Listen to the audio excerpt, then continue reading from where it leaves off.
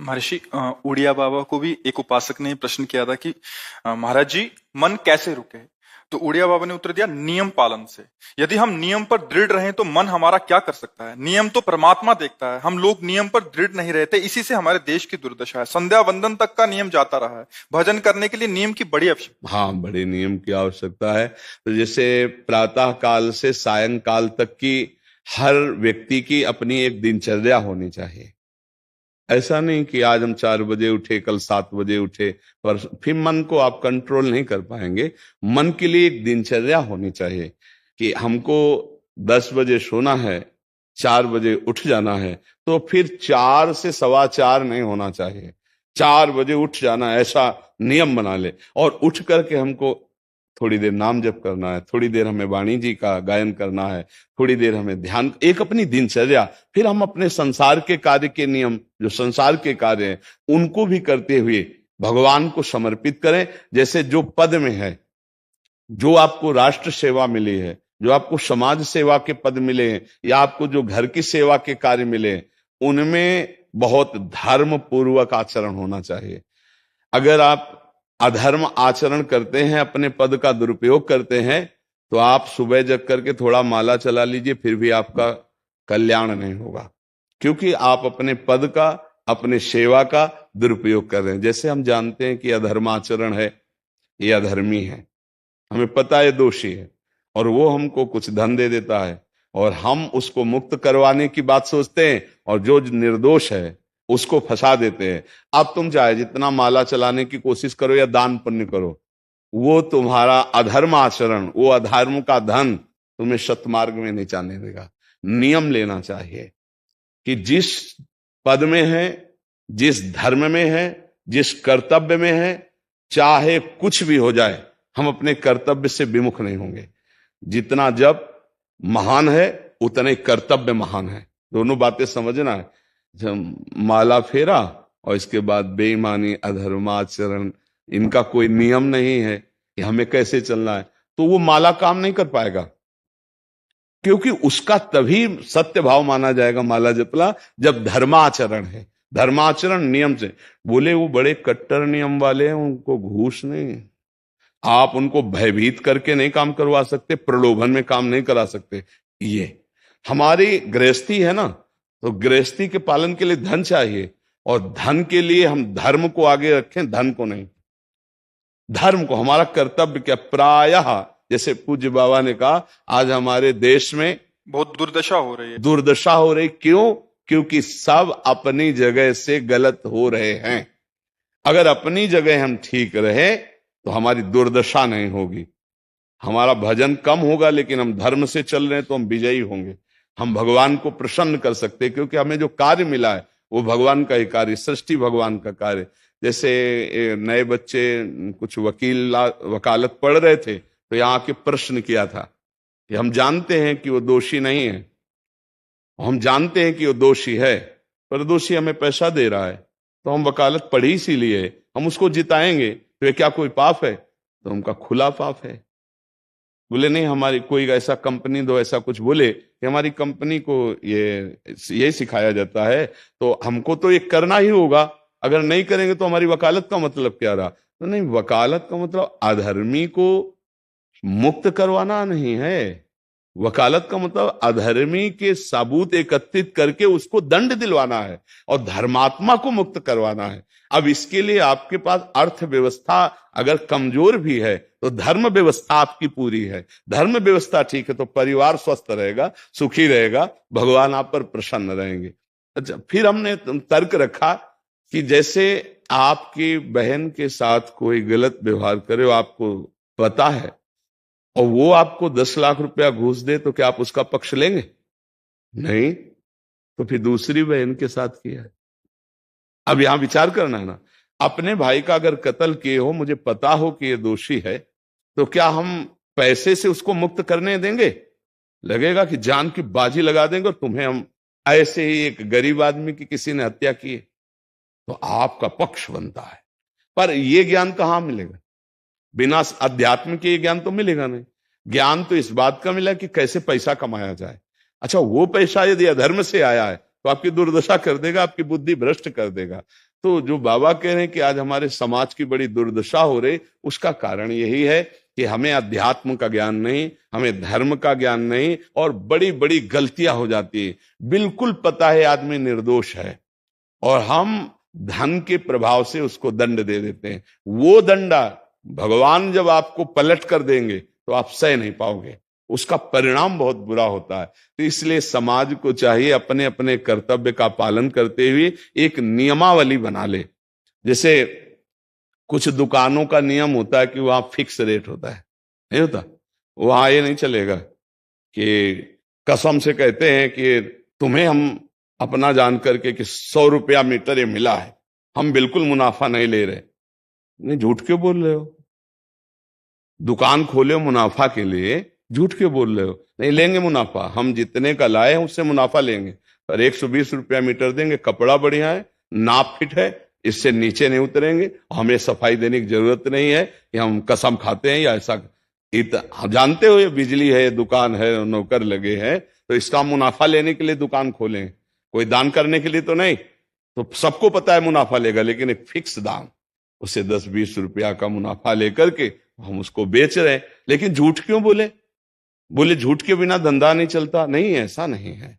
अब असत्य बोलोगे तो उससे जो आपको मुनाफा मिलेगा वो आपकी बुद्धि भ्रष्ट करेगा, और सत्य है कि मुनाफा के लिए है वही चीज, और आप एक फिक्स रेट में दे रहे, बढ़िया है। अब अगर आप कोई मिलावट करके भोजन सामग्री दे रहे, आपको पता है, तो जो खाने वाले के हृदय में बैठे हुए भगवान है वो तुम्हारे जीवन में मिलावट कर देंगे, तुम्हारा जीवन महान दुखमय हो जाएगा। ये कहां समझा जाता है? एक आदमी सिंथेटिक दूध बना रहा है, उससे कहो ये अपने बच्चे को पिला, नहीं पिलाएगा। फिर ये दूसरे का बच्चा जब पिएगा तो उसकी हालत क्या होगी?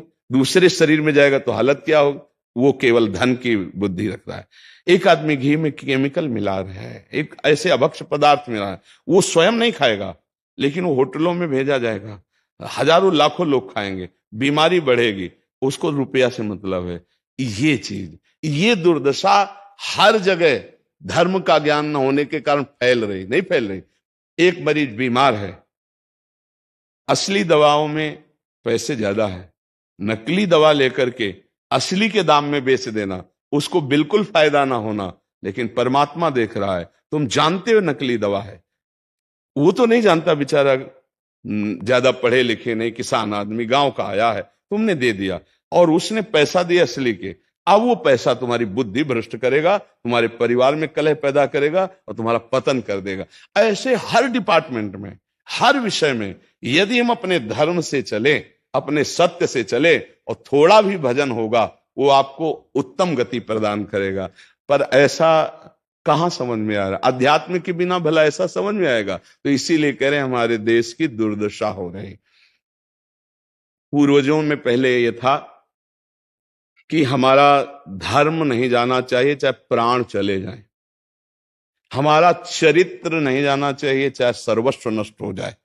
आज इसकी कोई परवाह नहीं, तो उसी से बुद्धि भ्रष्ट हो जाती है, जीवन एक पशुवत आचरण वाला हो जाता है, और वो अपने को बड़ा सुखी समझने लगते हैं कि हमारे पास बड़ा वैभव है। लेकिन प्यारे, उस दिन को याद करो जिस दिन तुम्हारा आखिरी समय होगा, ना तुम्हारा फार्म हाउस जाएगा, ना महल तुम्हारा जाएगा, ना बैंक बैलेंस जाएगा, ना कोई व्यक्ति, और ना ये शरीर। अब तुम्हारे कर्म तुमको भोगवाएंगे। उस समय की कौन याद करता है?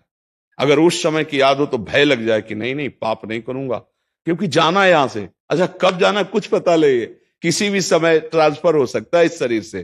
तो हमें लगता है कि महापुरुषों के जो वचन है कि हमें एक नियम से जीवन जीना चाहिए, धर्म पूर्वक जीवन जीना चाहिए, अपने कर्तव्य का पालन करना चाहिए। जो हमारे लिए कर्तव्य, आज प्रायः धन प्रधान बुद्धि होने के कारण कर्तव्य स्वाहा हो रहा है। एक विद्यालय में विद्यार्थी के लिए जो गुरु पद में बैठा है, उसका क्या कर्तव्य है? वो अपने कर्तव्य को भूला हुआ है। भला छोटे छोटे विद्यार्थियों को, जिनकी नींव पूरे राष्ट्र सेवा में, समाज सेवा में बन सकते हैं, अगर उनको हम सही शिक्षा नहीं दी तो उनका पूरा जीवन बर्बाद हो जाएगा। अगर उनको हम गलत सपोर्ट कर दिए तो उनका पूरा जीवन बर्बाद, क्योंकि नया जीवन है। और जगह जगह अपने अपने कर्तव्यों का यदि पालन किया जाए तो पूरा समाज सुखी हो जाए। लेकिन कर्तव्यहीनता आ रही, कोई अपने कर्तव्य को नहीं समझ रहा है। तो यही बात महापुरुष जनों को दुख लगता है कि अगर सब अपने कर्तव्य का पालन करें, धर्म का पालन करें, भगवान का नाम जप करें तो सब सुखी हो जाए। सुख सब चाहते हैं और आचरण दुख वाले करते, इसीलिए सुख नहीं मिल रहा है, परिणाम में हमें दुख मिल रहा है। सच्ची मानना, वो रुपया पूरे परिवार में अशांति पैदा कर देगा।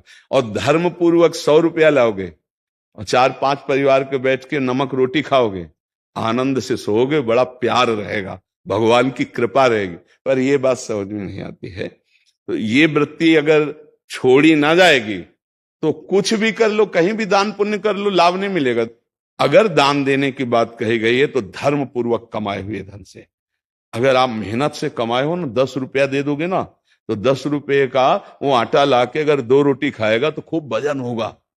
और आप 1 लाख रुपया बेईमानी का रख दोगे ना, तो बैठे बैठे वो गंदा ही सोचेगा, वजन नहीं होगा।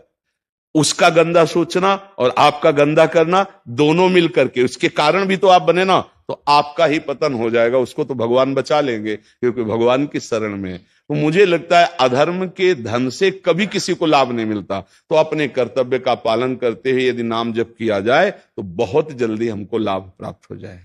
बहुत सुंदर मतलब ये चर्चा होती है। अगर आप लोग इसको धारण कर ले तो निहाल हो जाएंगे। सच्ची कह रहे, ये जो बातें हैं ये बहुत सुंदर जीवन को पुष्ट करने वाली हैं, पर आप धारण कर लें तो बात है।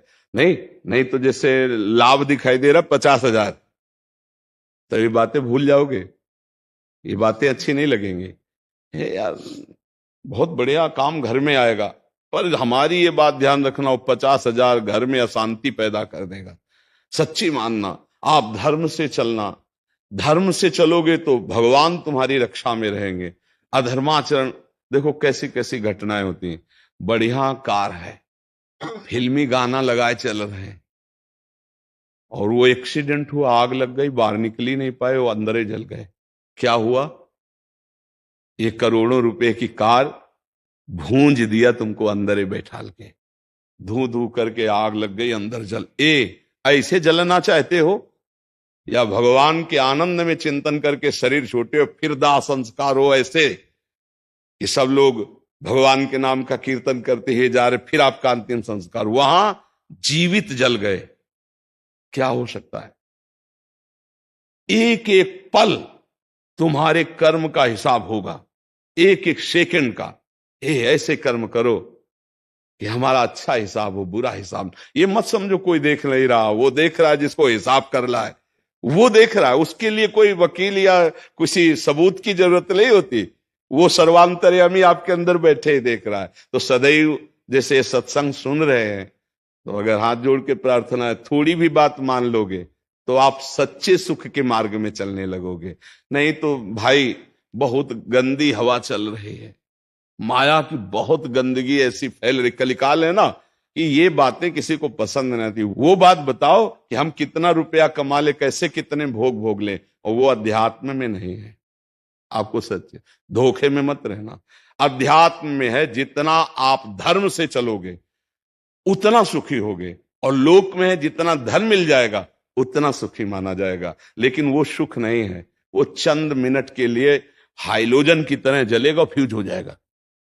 और धर्मात्मा दीपक की तरह जलेगा, पर बहुत काल तक चलता रहेगा। इन बातों का चिंतन कीजिए, खूब नाम जप कीजिए और भगवान के भरोसे रहिए, गंदे आचरण मत कीजिए।